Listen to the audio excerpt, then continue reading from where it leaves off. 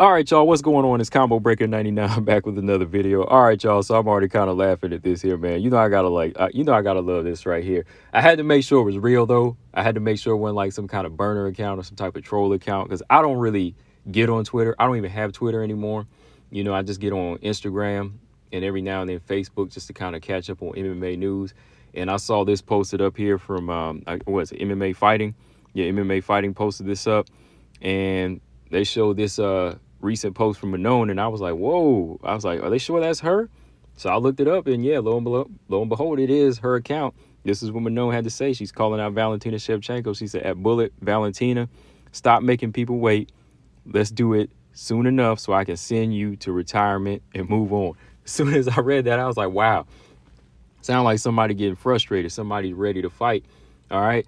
But after seeing that, I was about to do a quick reaction video to that just to kind of talk about where I think Manon stands right now as far as, probably her frustration and, trying to promote this thing, even before it's signed.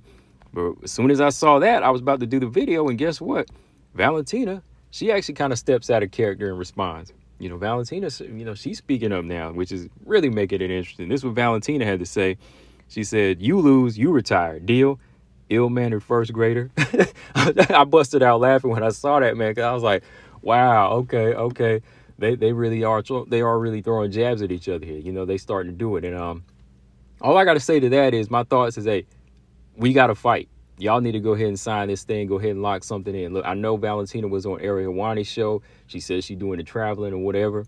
But, hey, y'all need to go ahead and book this thing. Then she can go back to traveling, just so she knows that she has a date coming up with Manon Fiorot in either February or March or whatever. That's when it should be, like no later than March 2025. All right.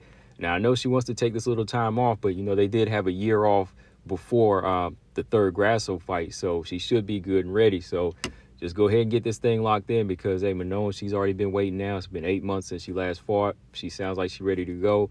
And this is what you got to do to promote a fight sometimes. This is what you got to do because, on one side, you got a lot of casual fans saying, oh, Manon is boring, Valentina's boring. They don't have any personalities. They don't really speak up.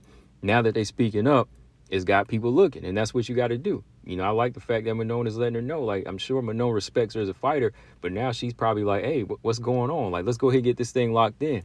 And I think this is coming from the Ariel Helwani interview where of course, Ariel, he threw two names out there. He mentioned Manon, but then he had to throw out the super fight, quote unquote, super fight between Wei Li, right? So when he mentions both of them, of course, Valentina, being the fighter that she is, she says, hey, I don't turn down any fight. I'll fight either one, right? She didn't call out Manon in that situation, which, again, like I said, that's how it is sometimes as a champion. She feels like, hey, I'm ready for anything, whatever they want to make. Go ahead and make it. But at the same time, I know what that sounds like. I know that sounds like somebody that's knowing that Wei Li fight is worth a lot too. So that's probably how Manon was reading it. She probably said, oh, she didn't just go ahead and say me and I'm next, right? So just them things you got to look at right there, because I was looking at that interview and I was just like, oh, okay, well, she didn't just say, okay, my next title defense is going to be Manon. She said, okay, Wei Li's thrown out there. I'll take that too.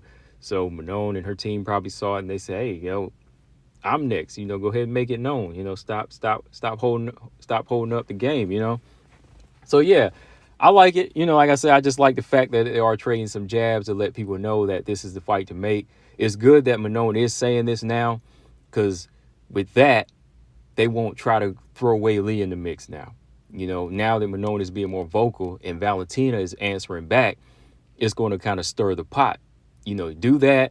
And then we ain't even want to talk about a super fight or quote unquote super fight. That's how I like to say it, with Wei Li. Go ahead and throw that to the side. We don't even need that right now. This is the fight that we need. This is the new era of flyweights, that want to get it. And this is what I expect to see next. All right. But yeah, like I said, man, as time goes on, when Valentina, her aura is kind of broken a little bit and there's some vulnerability shown in there. These other fighters, they're just going to start speaking up now. And, as they get up there and they work their way up, their confidence is going to go through the roof and they're going to want it. Right now, what happens in the cage, that's a totally different story than what's being said out here. But I just like the fact that they are doing promotion and they are trying to get this thing going, So shout out to Manon for letting it be known that, hey, I want this fight now. Let's do it. Stop holding it up. But guys, let me know what y'all think in the comment section. Combo Breaker 99. We'll speak on it more, of course. This is WMMA Talk. I'm out. Peace.